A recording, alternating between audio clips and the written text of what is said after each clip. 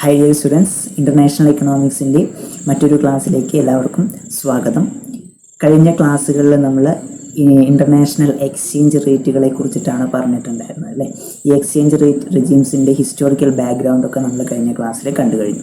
അപ്പോൾ അതിന് മുന്നത്തെ ക്ലാസ്സുകളിൽ നമ്മൾ different types of exchange rates പറഞ്ഞിട്ടുണ്ടായിരുന്നു. That is there are 2 types of exchange rate, fixed exchange rate and floating exchange rate. അപ്പോൾ ഇന്നത്തെ ഒരു ക്ലാസ്സിൽ നമ്മൾ പ്രധാനമായിട്ടും ഉദ്ദേശിക്കുന്നത് എന്താണെന്ന് വെച്ച് കഴിഞ്ഞാൽ ഈ ഒരു ഫിക്സഡ് എക്സ്ചേഞ്ച് റേറ്റിൻ്റെയും അതുപോലെ തന്നെ ഫ്ലോട്ടിംഗ് എക്സ്ചേഞ്ച് റേറ്റിൻ്റെയും അഡ്വാൻറ്റേജസ് ഒന്ന് പരിചയപ്പെടുക എന്നുള്ളതാണ്. എന്തൊക്കെയായിരിക്കാം ഈ ഫിക്സഡ് എക്സ്ചേഞ്ച് റേറ്റ് ഇക്കണോമിയിൽ നിലനിൽക്കുന്നത് കൊണ്ട് ആ ഒരു എക്കണോമിക്ക് എന്തെല്ലാം നേട്ടങ്ങളുണ്ടാകുന്നു, അതുപോലെ തന്നെ ഫ്ലോട്ടിംഗ് എക്സ്ചേഞ്ച് റേറ്റ് ആണ് എന്നുണ്ടെങ്കിൽ ആ എക്കണോമിക്ക് എന്തെല്ലാം നേട്ടങ്ങളാണ് അതിലൂടെ ലഭിക്കുന്നത് എന്നുള്ള കാര്യങ്ങളൊക്കെയാണ് നമ്മൾ ഇന്നത്തെ ക്ലാസ്സിൽ ഡിസ്കസ് ചെയ്യാൻ വേണ്ടിയിട്ട് പോകുന്നത്. ഓക്കെ, അപ്പോൾ അതിന് മുൻപായിട്ട് എന്താണ് ഫിക്സഡ് എക്സ്ചേഞ്ച് റേറ്റ്, അതുപോലെ തന്നെ എന്താണ് ഫ്ലോട്ടിംഗ് എക്സ്ചേഞ്ച് റേറ്റ് എന്നുള്ളത് നമുക്ക് കൃത്യമായിട്ടൊരു അറിവ് ഉണ്ടായിരിക്കണം. ഞാൻ ജസ്റ്റ് നമ്മൾ കഴിഞ്ഞ ക്ലാസ്സുകളിൽ പറഞ്ഞതൊന്ന് ഒന്നുകൂടി ആവർത്തിക്കാം. ഫിക്സഡ് എക്സ്ചേഞ്ച് റേറ്റ് എന്ന് പറഞ്ഞു കഴിഞ്ഞാൽ എന്താണ്? ഗവൺമെൻറ്റിൻ്റെ ഇടപെടൽ കൊണ്ട് ആ ഒരു ഇക്കണോമിയുടെ കറൻസിയുടെ വാല്യൂ അല്ലെങ്കിൽ ആ ഒരു എക്സ്ചേഞ്ച് റേറ്റ് കുറച്ച് കാലത്തേക്ക് സ്ഥിരമായിട്ട് നിലനിർത്തുന്നതിനെയാണ് ഫിക്സഡ് എക്സ്ചേഞ്ച് റേറ്റ് എന്ന് പറയുന്നത് അല്ലേ. അപ്പോൾ കുറച്ച് കാലയളവിലേക്കോ അല്ലെങ്കിൽ ഒരു ദീർഘകാലത്തേക്കോ എന്തായിരിക്കാം ആ ഒരു കറൻസിയുടെ വാല്യൂവിൽ അല്ലെങ്കിൽ ആ കറൻസിയുടെ മറ്റു ഡിമാൻഡും സപ്ലൈയിലും ഒക്കെ വരുന്ന വ്യത്യാസം കൊണ്ട് ആ ഒരു കറൻസിയുടെ വാല്യൂവിൽ വ്യത്യാസം വരുന്നില്ല. That is called the fixed exchange rate. Then floating exchange rate or flexible exchange rate എന്ന് പറഞ്ഞു കഴിഞ്ഞാൽ എന്താണ്? ആ ഒരു അടിസ്ഥാന അല്ലെങ്കിൽ ഫ്ലെക്സിബിൾ എക്സ്ചേഞ്ച് റേറ്റ് സിസ്റ്റമാണ് ഒരു എക്കണോമി ഫോളോ ചെയ്യുന്നതെന്നുണ്ടെങ്കിൽ ആ ഒരു കൺട്രിയുടെ കറൻസിയുടെ എക്സ്ചേഞ്ച് റേറ്റ് നിർണ്ണയിക്കുന്നത് ആ കൺട്രിയുടെ കറൻസിയുടെ ഡിമാൻഡും സപ്ലൈയും കൂടി ചേർന്നുകൊണ്ടാണ്. ഓക്കെ, അപ്പോൾ ആ ഒരു കറൻസിയുടെ ഡിമാൻഡിൽ വരുന്ന വ്യത്യാസവും അതുപോലെ തന്നെ മറ്റു പോളിസീസിൽ ഉണ്ടാകുന്ന വ്യത്യാസങ്ങളൊക്കെ എന്താണ് ആ കറൻസിയുടെ എക്സ്ചേഞ്ച് റേറ്റിനെ സ്വാധീനിക്കുന്നുണ്ടാവും. ഓക്കെ, അപ്പോൾ ഇത്രയും കാര്യങ്ങൾ നമ്മൾ ഓൾറെഡി കഴിഞ്ഞ ക്ലാസ്സുകളിലായിട്ട് പറഞ്ഞു വെച്ചിട്ടുണ്ട്. Then first we have to discuss about what are the advantages of floating exchange rate system. അതായത് ഒരു ഫ്ലെക്സിബിൾ എക്സ്ചേഞ്ച് റേറ്റ് സിസ്റ്റമാണ് നിലനിൽക്കുന്നത് ഇക്കണോമിയിൽ എന്നുണ്ടെങ്കിൽ അതുകൊണ്ട് ആ ഇക്കണോമിക്ക് എന്തെല്ലാം അഡ്വാൻറ്റേജസ് ആണ്, എന്തൊക്കെ ഗുണഫലങ്ങളാണ് അതിൽ നിന്ന് ലഭിക്കുന്നത് എന്നുള്ളത് നമുക്കൊന്ന് നോക്കാം. First one is advantages of floating exchange rates. Fluctuations in the exchange rate can provide an automatic adjustment for countries with a large balance of payments deficit. അതായത് എക്സ്ചേഞ്ച് റേറ്റിൽ ഉണ്ടാവുന്ന ഈ ഫ്ലക്ച്വേഷൻസ്, ആ എക്സ്ചേഞ്ച് റേറ്റിൽ ഉണ്ടാകുന്ന ഫ്ലക്ച്വേഷൻസ് എന്ത് ഉണ്ടാക്കും? Can provide an automatic adjustment for countries with a large balance of payments deficit.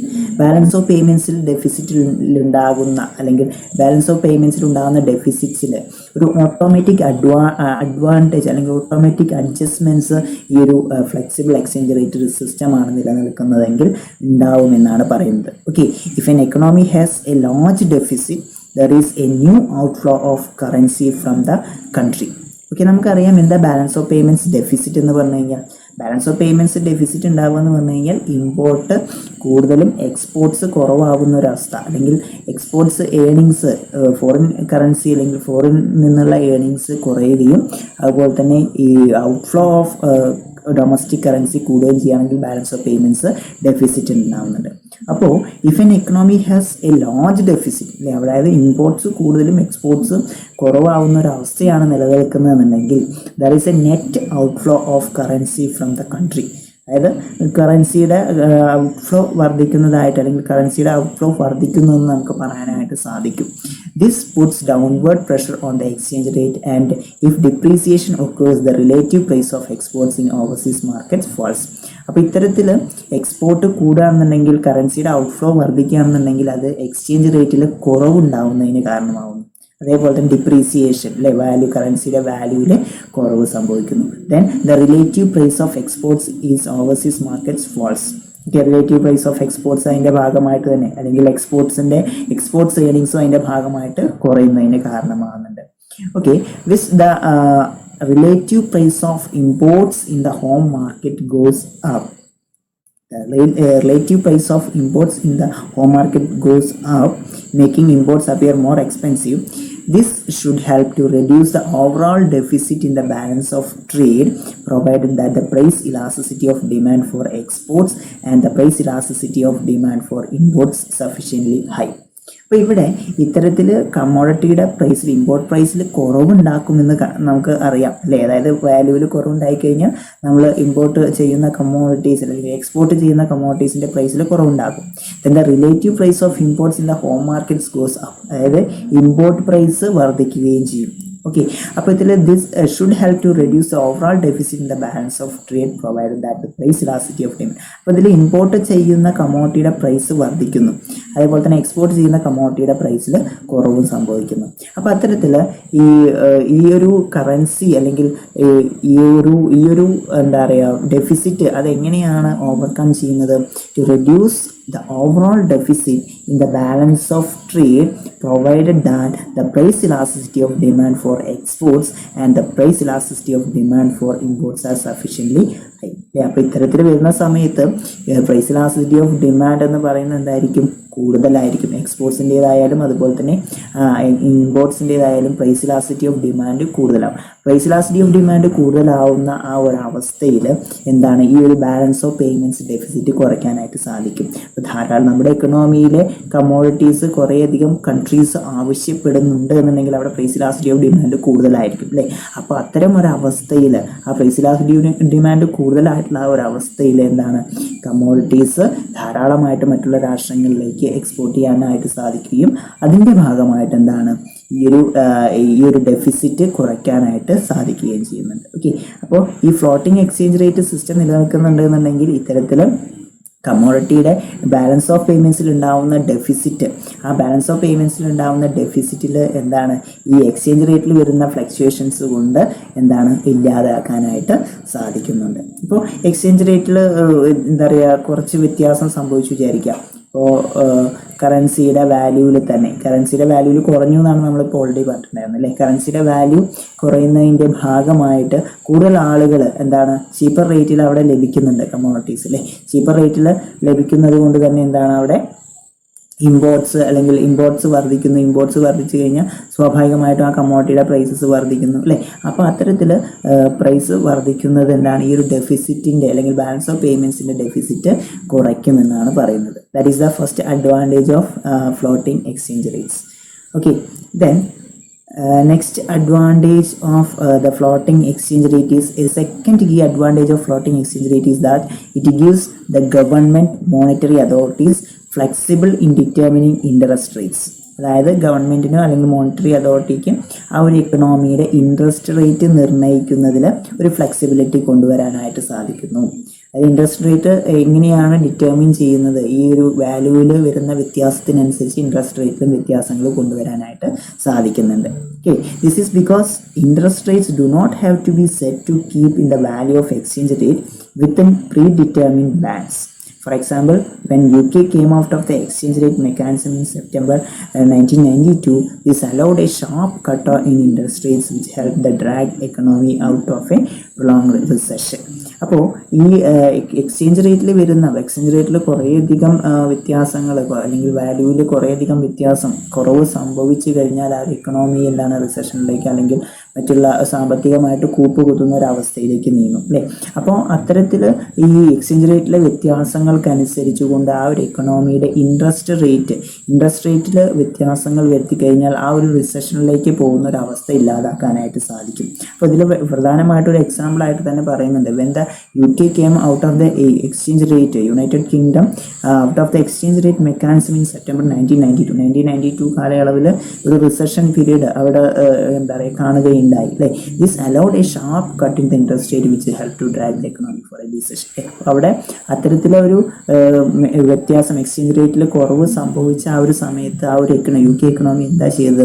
Interest റേറ്റിൽ കുറവ് അല്ലെങ്കിൽ ഇൻട്രസ്റ്റ് റേറ്റ്സിൽ കുറവ് വരുത്തുക എന്ന് പറഞ്ഞു കഴിഞ്ഞാൽ അവിടെ കൂടുതലായിട്ട് ഈ ഒരു ഇൻവെസ്റ്റ്മെൻറ്റ് പ്രോഗ്രാംസ് ഇൻവെസ്റ്റ്മെൻറ്റ് പോളിസീസ് ഒക്കെ എന്താണ് വർദ്ധിച്ചു എന്ന് പറയാൻ സാധിക്കും. കൂടുതൽ ഇൻവെസ്റ്റ്മെൻറ്റ്സ് ഒക്കെ ആ ഒരു എക്കണോമിയിലേക്ക് എന്താണ് അട്രാക്ട് ചെയ്യപ്പെടും. അപ്പോൾ അത്തരത്തിൽ ഇൻട്രസ്റ്റ് റേറ്റ് ഉണ്ടാക്കിയിട്ടുള്ള ആ ഒരു കട്ട്, ആ ഇൻട്രസ്റ്റ് റേറ്റിൽ വരുത്തിയിട്ടുള്ള കുറവ് എന്താണ് ആ എക്കണോമിയുടെ ആ ഒരു റിസഷനിൽ നിന്ന് കരകയറ്റാനായിട്ട് സഹായിച്ചിട്ടുണ്ട്. ഓക്കെ, അപ്പോൾ ഈ ഒരു ഫ്ലെക്സിബിൾ എക്സ്ചേഞ്ച് റേറ്റ് ആണെന്നുണ്ടെങ്കിൽ ആ എക്സ്ചേഞ്ച് റേറ്റിൽ വരുന്ന വ്യത്യാസങ്ങൾക്കനുസരിച്ചുകൊണ്ട് ഗവൺമെൻറ്റിലെ ഇൻട്രസ്റ്റ് റേറ്റ് ഡിസിഷൻസ് എടുക്കാനായിട്ട് കഴിയും. That is the another advantage of floating exchange rate. Then the third important merit is that Since adjustments are done automatically, the cost of adjustment will be very low.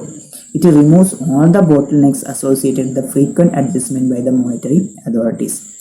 That is another important merit. That is, since adjustments are done automatically. ഇപ്പോൾ flexible exchange rate system ആണെന്നുണ്ടെങ്കിൽ അവിടെ automatic adjustments ആണ് നടക്കുന്നത് അല്ലേ. അപ്പോൾ അതുകൊണ്ട് തന്നെ the cost of adjustment will be very low. അപ്പോൾ ഈ കറൻസിയുടെ ഡിമാൻഡും സപ്ലൈയുമാണ് അവിടെ എക്സ്ചേഞ്ച് റേറ്റ് നിർണ്ണയിക്കുന്നത്. അപ്പോൾ സ്വാഭാവികമായിട്ടും ഇക്കണോമിയിൽ എന്താണ് ഈ എക്സ്ചേഞ്ച് റേറ്റിൽ ഒരു ഓട്ടോമാറ്റിക് അഡ്ജസ്റ്റ്മെൻറ്റ് നടക്കുന്നുണ്ട്. അപ്പോൾ ഗവൺമെൻറ്റിന് ആ ഒരു ഇടപെടൽ അല്ലെങ്കിൽ ഗവൺമെൻറ്റിൻ്റെ ഇടപെടലുകൾ വളരെയധികം കുറച്ച് കൊണ്ടുവരാനായിട്ട് സാധിക്കും. അല്ലെങ്കിൽ the cost of adjustment will be very low.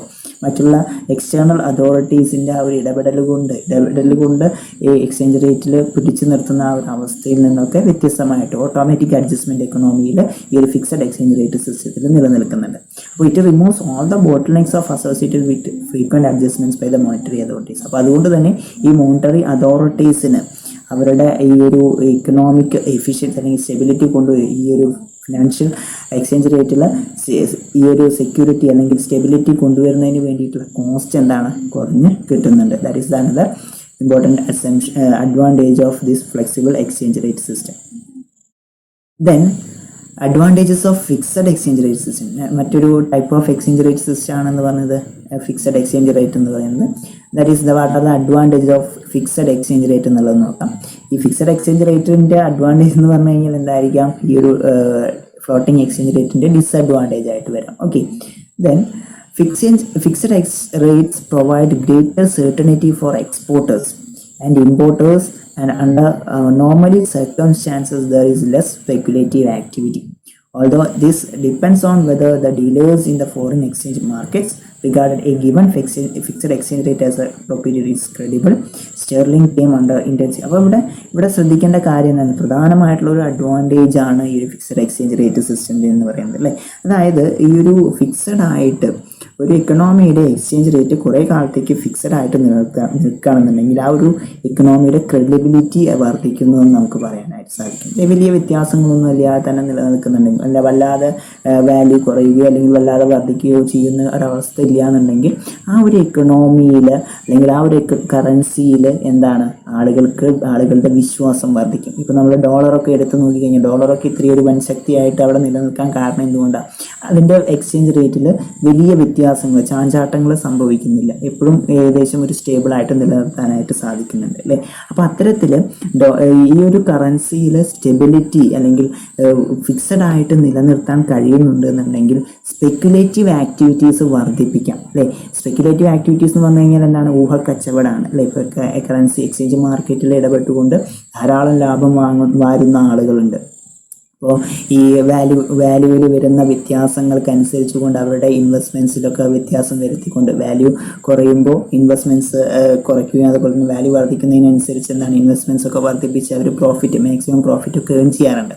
അപ്പോൾ ഇത്തരത്തിൽ സ്പെക്കുലേറ്റീവ് ആക്ടിവിറ്റീസ് ഈ സ്പെക്കുലേറ്റേഴ്സിന് വളരെയധികം ഗുണകരമാണ് ഈ ഒരു ഫിക്സഡ് എക്സ്ചേഞ്ച് റേറ്റ് ആണെന്നുണ്ടെങ്കിൽ അവർക്ക് വിചാരിച്ച അല്ലെങ്കിൽ വലിയ നഷ്ടമൊന്നും നേരിടുന്ന ഒരു അവസ്ഥ ഈ ഒരു ഫിക്സഡ് എക്സ്ചേഞ്ച് റേറ്റ് നിലനിൽക്കുന്ന ആ ഒരു ഇക്കണോമിയിൽ നേരിടേണ്ടി വരുന്നില്ല. ഓക്കെ, അപ്പോൾ അതിന് എക്സാമ്പിൾ ആയിട്ടാണ് ഇവിടെ പറഞ്ഞത് sterling came under intensive speculative attack in the autumn of 1992 because the markets perceived it to be overvalued and ripe for revaluation. അപ്പോൾ ഇത്തരത്തിൽ ഫ്ലെക്സിബിൾ എക്സ്ചേഞ്ച് റേറ്റ് സിസ്റ്റമാണ് നിലനിൽക്കുന്നതെന്നുണ്ടെങ്കിൽ അവിടെ വാല്യൂവിൽ എപ്പോഴാണ് കുറവ് വരിക എന്ന് പറയാനായിട്ട് സാധിക്കില്ല. അത് തന്നെയാണ് ഈ സ്റ്റെർലിംഗിൽ സംഭവിച്ചത് അല്ലേ. 1992 അപ്പോൾ ഈ ഒരു വാല്യൂവിൽ കുറവ് വന്ന് it to be overvalued എന്നുള്ളതാണ് ഈ സ്പെക്കുലേറ്റേഴ്സൊക്കെ വിചാരിച്ചിട്ടുണ്ടായിരുന്നത്. പക്ഷേ ഈ ഒരു ഡിവാലുവേഷൻ സംഭവിച്ചത് കൊണ്ട് കുറേയധികം നഷ്ടങ്ങൾ അവിടെ ഇൻവെസ്റ്റ് ചെയ്ത ആളുകൾക്ക് സംഭവിച്ചിട്ടുണ്ട്. അപ്പോൾ ഇത്തരത്തിൽ ഫിക്സഡ് ആയിട്ട് നിലനിൽക്കുന്ന ഒരു എക്സ്ചേഞ്ച് റേറ്റ് ആണെങ്കിൽ അത് ഏറ്റവും കൂടുതൽ ഗുണകരമായിട്ട് മാറുന്നത് ഈ സ്പെക്കുലേറ്റേഴ്സിന് തന്നെയാണ്. ഓക്കെ, അപ്പോൾ ഇതാണ് പ്രധാനമായിട്ടുള്ള ഒരു അഡ്വാൻറ്റേജ് ആയിട്ട് ഫിക്സഡ് എക്സ്ചേഞ്ച് റേറ്റ് സിസ്റ്റത്തിൽ നിലനിൽക്കുന്നത്. Okay, that is all about the advantages of fixed and flexible exchange rate system. അപ്പോൾ പ്രധാനമായിട്ടും നമ്മൾ ഇന്നത്തെ ക്ലാസ്സിൽ advantages of flexible exchange rate system and fixed exchange rate സിസ്റ്റമാണ് പറഞ്ഞിട്ടുണ്ടായിരുന്നത്. ഓക്കെ, അപ്പോൾ അതിൽ പ്രധാനമായിട്ടും നോട്ട് ചെയ്യേണ്ട ഭാഗങ്ങളൊക്കെ തന്നെയാണ് പറയുന്നത്. ഫ്ലക്ച്വേഷൻസ് ഉണ്ടാവുകയാണെന്നുണ്ടെങ്കിൽ അവിടെ എന്താണ് ഓട്ടോമാറ്റിക് അഡ്ജസ്റ്റ്മെൻറ്റ് കൺട്രിയിൽ നടക്കുകയും അപ്പോൾ ഈ ബാലൻസ് ഓഫ് പേയ്മെൻറ്റ്സ് ഡെഫിസിറ്റൊക്കെ അത് കുറച്ച് കൊണ്ടുവരാനായിട്ട് ബാലൻസ് ഓഫ് പേയ്മെൻറ്റ്സ് ഡെഫിസിറ്റ് ഇല്ലാതാക്കാനായിട്ട് എന്താണ് ഈ flexible floating exchange rate system സഹായിക്കുന്നുണ്ട് എന്ന് പറഞ്ഞിട്ടുണ്ടായിരുന്നു. ദെൻ അടുത്ത അഡ്വാൻറ്റേജ് ആയിട്ട് പറഞ്ഞത് എന്താണ്, it gives government monetaries flexibility in determining interest rates അല്ലേ, അതായത് പലിശയൊക്കെ നിർണ്ണയിക്കുന്നതിൽ ഫ്ലെക്സിബിലിറ്റി കൊണ്ടുവരുന്നതിന് വേണ്ടിയിട്ട് സഹായിക്കുന്നുണ്ട്. അതേപോലെ തന്നെ നെക്സ്റ്റ് പിന്നെ പറഞ്ഞിട്ടുണ്ടായിരുന്നത് the cost of adjustments will be very low, അതായത് ഈ ഫ്ലെക്സിബിൾ എക്സ്ചേഞ്ച് റേറ്റ് സിസ്റ്റം ആണെന്നുണ്ടെങ്കിൽ അവിടെ എക്കണോമിയിൽ ഓട്ടോമാറ്റിക് അഡ്ജസ്റ്റ്മെൻ്റ് ആണ് നടക്കുന്നത്. അതുകൊണ്ട് തന്നെ ഈ ഗവൺമെൻറ്റിൻ്റെയും അതുപോലെ മോണിറ്ററി അതോറിറ്റീസിൻ്റെയും ഒക്കെ ഇടപെടൽ കുറവായതുകൊണ്ട് ഈ ഒരു അഡ്ജസ്റ്റ്മെൻറ്റ് കോസ്റ്റ് എന്താണ് വളരെയധികം കുറവാണ് എന്നുള്ളത് നമുക്ക് പറയാനായിട്ട് സാധിക്കും. Advantages of fixed exchange rate സിസ്റ്റത്തിൽ ഒരു അഡ്വാൻറ്റേജ് ആണ് നമ്മൾ ഡിസ്കസ് ചെയ്തിട്ടുണ്ടായിരുന്നത്. ആ ഒരു അഡ്വാൻറ്റേജ് തന്നെയാണ് ഈ ഒരു ഫ്ലോട്ടിംഗ് എക്സ്ചേഞ്ച് റേറ്റിൻ്റെ ഡിസഡ്വാൻറ്റേജ് ആയിട്ട് വരുന്നത്. എന്താണെന്ന് വെച്ച് കഴിഞ്ഞാൽ സ്പെക്കുലേറ്റേഴ്സിന് ഒരു കറൻസിയുടെ എക്സ്ചേഞ്ച് റേറ്റ് ഫിക്സഡ് ആയിട്ട് നിലനിർത്താൻ സാധിക്കുന്നുണ്ട് എന്നുണ്ടെങ്കിൽ ആ സ്പെക്കുലേറ്റേഴ്സിന് എന്താണ് കുറേയധികം ഗുണമാണ് നേരിടേണ്ടതായിട്ട് വരുന്നത്. അപ്പോൾ ഫിക്സഡ് എക്സ്ചേഞ്ച് റേറ്റ് സിസ്റ്റം എന്ന് പറഞ്ഞു കഴിഞ്ഞാൽ ഏറ്റവും കൂടുതൽ ഗുണകരമായിട്ട് മാറുന്നത് ഈ സ്പെക്കുലേറ്റേഴ്സ് അല്ലെങ്കിൽ ഊഹക്കച്ചവടക്കാർക്ക് തന്നെയാണ്. Okay, that is all about today's class. Then we will meet in the next class with the next topic. Okay, thank you.